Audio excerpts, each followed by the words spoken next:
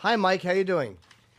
Hey, I'm doing good. What's up? Good, buddy. You're talking to Jim, to Phoenix Carnivale, and to Alex Ponovic. Matt is out shooting with Dana today, so welcome to the show. All right, what's up, man? Hey, what show were we watching? We were watching Power, and you're a drug dealing priest. Yes.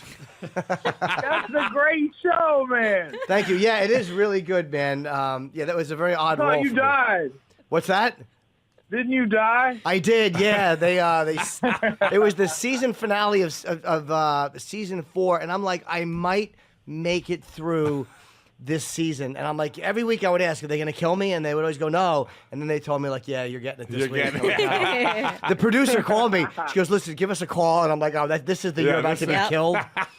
Yep. But it was really fun, man. Yeah, it's amazing how many people watch that show. I'll be out and people will be in cabs and stuff. That was a really popular show. So thanks, Mike. Yeah, absolutely. That was a great show. It entertained us for a little while. I was mad when I found out that sixth season was the last one. Oh, are they actually done with it? No idea. No, I don't know if they're done. I'm just saying that what's his name's girl, the police officer girl on the show, got shot right at the end, the last episode, and then I thought we were about to watch more episodes, and my girl was like, nope, that was the last one. Oh. I was like, oh, man, they leave you in suspense. Well, you didn't leave me in suspense. Now I know what happens at the end of that Oh, man. Oh, shit. Spoiler alert. Do you binge watch everything? Spoiler alert, yeah. We were just talking about that. I can't watch things from week to week anymore. If there's a choice, I'd rather let it all play out, avoid spoilers, and then just watch the whole thing back to back. So are you not watching Game of Thrones right now? Because memes will give it away. Exactly. Yes, I did actually. I watched Game of Thrones on HBO when it showed, and it's the first time in a couple of years I've actually watched a live week-to-week show. Normally I watch it on demand, but Game of Thrones, yeah. Are you watching? Oh, yeah, bro. It's like, I don't know. That show is like waiting for it at the end of every week. Like, I've been waiting for this fight to get here, and I'm like, oh, man, the day after the fight, we need to watch Game of Thrones. So true. So you kind of tell yourself that, is that something you'll do when you have to fight? Kind of not look beyond the fight, but go, like, okay, a fight is the event this week, but then I have that. Like, you make it a part of your life so it's not so overwhelming? That might be something that I do without thinking about it, because I can't think of another thing that I've done. You do that with weigh-ins. You're like, all right, Friday morning, I make it, and then I get to fucking eat, yo. So, I do that with weigh-ins, but with the fight, I can't really think of anything that I go do after. I haven't had a alcoholic drink in 4 months, so this time I'm also like, I think I might have a celebratory drink when I win on Saturday. Your girlfriend looks like she's an incredible cook because she's always handing you plates of deliciousness. And I'm Latina, and I was like, did she just make rice and beans? And I was hungry after looking at your Instagram. So how are you cutting weight with a good chef in the house? Yeah, looks can be deceiving. I need the salt shaker with me in those videos. No, I'm just playing. I'm just playing. It's hard, yo. I'm worried about it every day. Right now, I'm like, oh, is it like last time was I this high? Last time, oh my God, am I gonna make it? I don't know. Some people still got 22 pounds, and I'm like, if they can do 20, I can do 10 or 12. So, but then I get in the sauna or something, and I turn bitch real quick. Well, I've never had to cut weight like that, and I was watching something on Cyborg where they were showing the process she has to go through. I think it was to get down to 140 at one point. And she was weeping and crying and going, and literally painful. having a mental breakdown. Are your weight cuts that bad for you? Like, is it a point where you go, like, I might have to go up, or is it still kind of manageable for you? No, yeah, I don't let it get there, because I think a lot of people do it really wrong. I used to work with a lot of boxers and boxing coaches who were like, it ain't cut weight, it's on weight. And, you get low very early, and you start to get your body used to being at that weight. And these guys do that so they can put back on, 20 pounds sometimes. And I just put on, 10 or 12 now, sometimes 8. You know, I don't put that much back on. I like to be mobile. I like to be able to move well. I like my body to feel good. I try to get it down, but like I said, you know, I keep that in the back of my head. Like, if some people are doing 20, I can push it, and I can definitely do the 12 or whatever I got left. And I, you know, the fact that I'd have to pay 20, 30% of my purse kind of, I think, helps too. Yeah.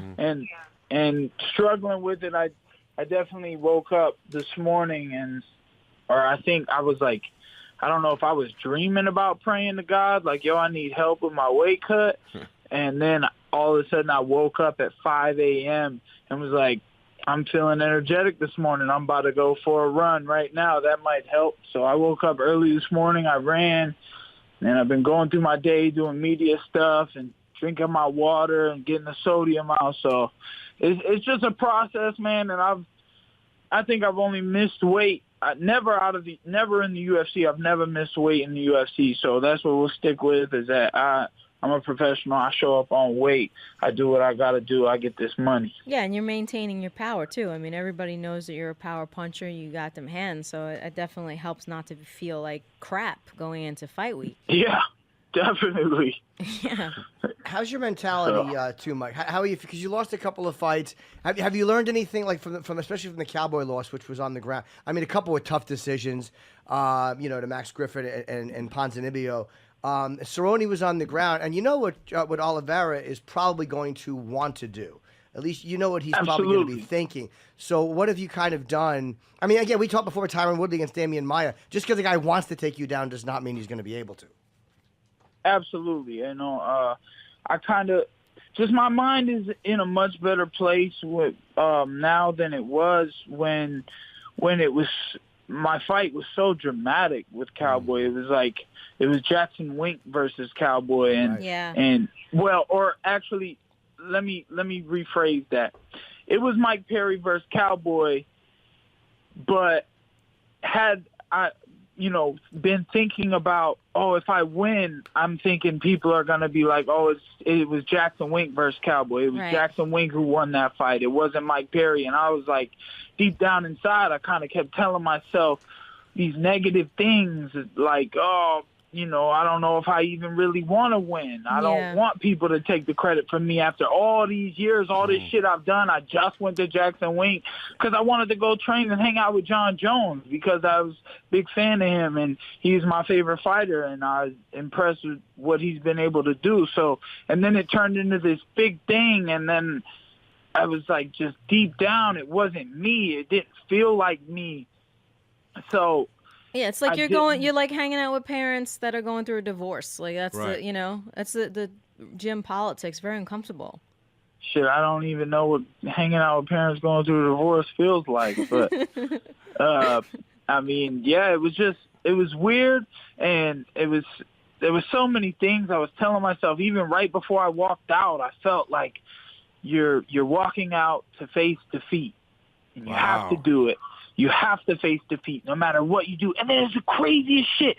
The next day you wake up and there's snow everywhere. When the whole time I was in Denver, nothing. It was muddy, and it was like, and it was glim. And then all of a sudden it was this big platinum day. And I was like, what the fuck is that? Yeah. What's this all about? And I like to get spiritual and think crazy stuff. And my mom was like, it wasn't your time yet. And I'm like, I have what it takes to beat that guy.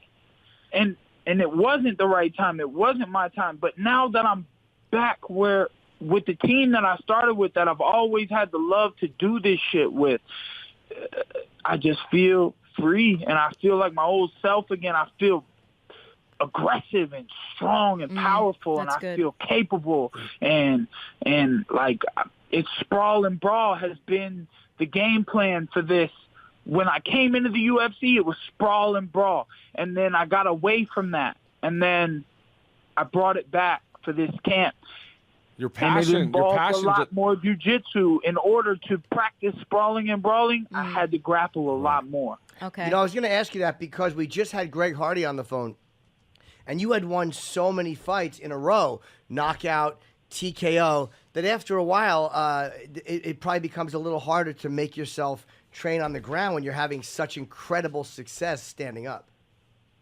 And then you get in the high levels like this, and you see guys who are able to take it, and they can take the hardest shot you can throw, and you got to throw, 4 or 5 more behind it, and then you got to trip them and hit them on the ground too. Like, the levels change, and you start to see new things, and it's crazy that all the new things I've learned just kind of told me to go back to the mentality you had when you were a young, savage kid. So it's same mentality, but new tools, right? Like absolutely new knowledge. It seems like your passion is even that much more than it was before. It seems like because you've kind of gone through all of the trials and tribulations of it, and now you're remembering what it was like in the beginning, which is even more invigorating.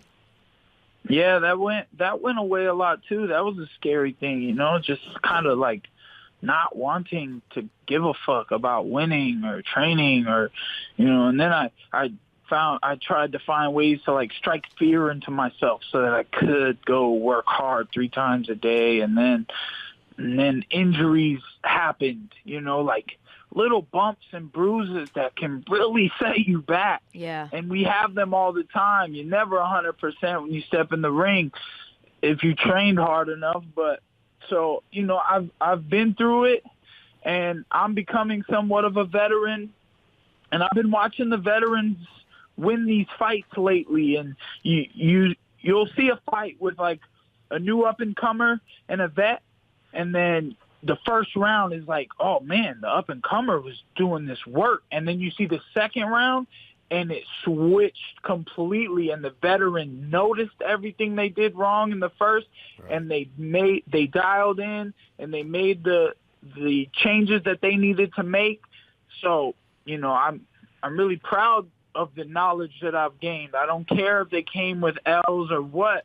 It's just lessons, learning, and knowledge, and I'm not going to sit here and sound whack either. Like, I saw this meme. I think it was like the girl from The Simpsons, Lisa Simpson, and she's like freaking out on the ground, holding her knees. And it's like, there are no losses, only lessons. There are no losses, only lessons. And she's like freaking out over it. But it really is true. It really is.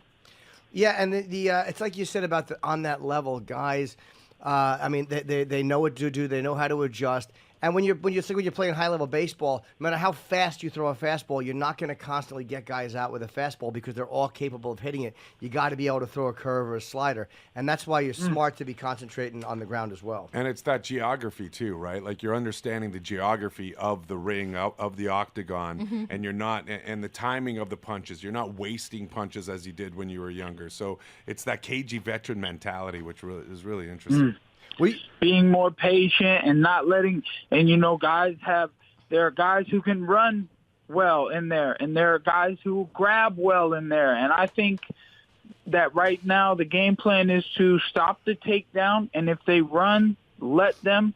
And I've been stuck on that Bruce Lee saying, I don't say it exactly correct, but he said something about, when the time is right, it will land all on its own. Yeah. Nice. Yeah, Mike, you're only 27 too. You are becoming a veteran, but you're really still a young guy. So you have a lot of fights left in you. You have plenty of time to get where you want to go. I do not hit. It hits all by itself. Ooh. My bad Bruce Lee accent. I love that. But it sounds like, honestly, Mike, it sounds like your fight IQ is just increasing. So can you break down Oliveira for us and how you beat him? Without giving too much away, obviously.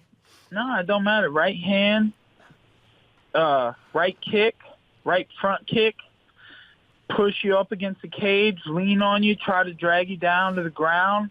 Great ground and pound, long reach, all the way out, all the way in. Technically, both of us want that. And, like I said, stop the takedown, stop it again if I have to, break the will there.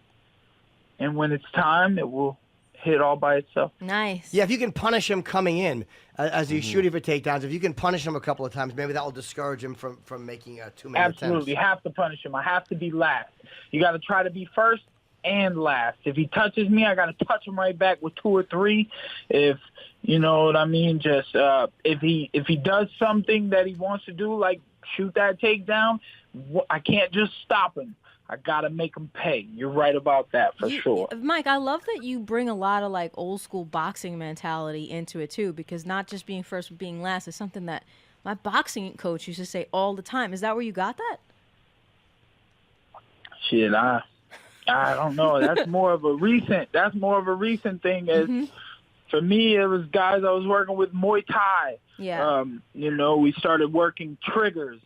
If off of I was working with Frank the Tank on that one because we figured Cowboy would throw some kicks, but the problem is guys ain't throwing offense, which makes them hard to counter. Right. If you can't really counter a guy because they're not open if they're not throwing. Right. And these guys are fighting me. They're not throwing. They're grabbing me and hugging me, or they're running away. So if I stop the grabbing and the hugging, and if I'm not the one who goes for the damn takedown, or if I do get the takedown, I just got to be patient there and hold my position. I can't, like I took Cowboy down in the side control. My coach in Florida is like, oh, that's a 5-point takedown, bro. And then I'll go for the key lock. He's like, oh, man, why'd you go for the damn Americana? Yeah. What are you doing? And then I got out of it, and I stayed in his guard, but my weight was up high. So, and then he's like, you know this, when they go for the arm bar, you don't fucking lift them up. And, you know, when I did pick him up, these thoughts ran through my head at 1,000,000 miles an hour, like, oh, man, if this was concrete and you slammed him, this would be fantastic. And then it was like, oh, but there are rules. You can't spike them a certain way. They have those fighter meetings before the fights. They tell you can't, like, put them on their neck a certain way. I was like, okay, this must be high enough. I'm going to try to slam them now. And then my arm popped, and then I spun around, and I was like, oh, I've been in this position 1,000,000 times, and a guy has never twisted my arm like that. Wow. And then he popped my arm 6 more times over the side, and I was like, oh! Shit. And that was the fight, you know what I mean? Cowboy was in his gi every day getting it, and I know what that's like now. I've been with the greatest black belts on the planet between Rodolfo Rivera, Jacare Souza, Julian Williams, and my day one coach, Julian Williams, gets respect like you have never seen from these amazing black belts. I have never seen him lose a grappling match, a round. He doesn't give any ground to anyone. He is the most amazing grappler I have ever seen, and no matter if you're competing every day, every week, grappling all the time, it doesn't matter. He may not compete as much as others, but his mind is so clear, so clean. He's untouchable. Well, you sound ready. And before we let you go, too, you at one point you were single, and now you're engaged. Congratulations. Yeah, nice work. Yeah, man, we engaged. It's just we married. That's it. I just got to sign a paper. I'm trying to hurry up and get those papers, but you know, she lying, talking about, you know, she don't want to do a big wedding, but she's a little rich girl, so she's gonna want. You think she wants a big nice wedding? Little party. Yeah, She's gonna do a nice little party. We just want For the sure. dress. We just want to make sure the dress is banging, yeah. and it's important to us. And she wants the right person to marry us. Like she's talking about getting one of my old boxing coaches, his credentials to be the one who marries us. Oh, I like that. Oh, that's awesome. I like that. Mike, honestly, you're so like, I really want you to recount every part of your day. Like, Yeah. you're a really good storyteller. I can listen to you all day, man. And You're Discovery awesome. Channel should hire you to talk about like gorillas in the woods or something, because you're amazing. But by the way, be careful. Maybe I'll be commentating soon, right next to Paul Felder. That you should. There you go. It is an easier Let's way go. of life. It's an easier way of life, commentating. I don't know what motivates guys like Felder and Cormier to fight at all when they're so good at commentating. Right. Why would you want to fight anymore? Because you love competing. Well, I Love mean, to when you're compete. sitting there watching those fights like that all the time, you're getting that energy from Yeah. the arena all the time. Wow. And you actually get the opportunity to get in there and put on a show for people. I can see why they would want to still fight. I guess so. What would dissuade me is the idea of being hit. So I guess that's why I don't want to. Hey, man, we love watching you. I know Matt loves you, too. So good luck, man. We're looking forward to you against Cowboy Oliveira. I mean, you just do not take easy fights, and you're not an easy fight for anybody you get in with. So good luck this Saturday, buddy, okay? Good luck, brother. I appreciate you guys, man. Be easy. All right, Later, take care, Mike. Mike. Be good. Oh my God, I love that. Dude Yeah, he's Me great too. guy. Me He's too. a really nice He's one guy. of the best personalities in the sport. Oh so- my Yeah. God, he's Yeah. so good. The Do clip you remember of- that? Remember that? There's that clip of the spa. That's my favorite. Yeah, it's so great. Oh, oh my God, we just It was with British, Darren Till. Darren Till, yeah. Yeah, Darren, I thought you wanted to go to a spa. No, I want to spar, man. That was awesome. So yeah, he has been training with Jacare, so hopefully that helps him on the ground. Yeah. Because you know what Oliveira is going to want to do. Oh, Yeah. he's definitely going to want to Yeah. drag him down. But the thing is, I really liked, like, obviously his aggression is one thing, but I remember him using really nice small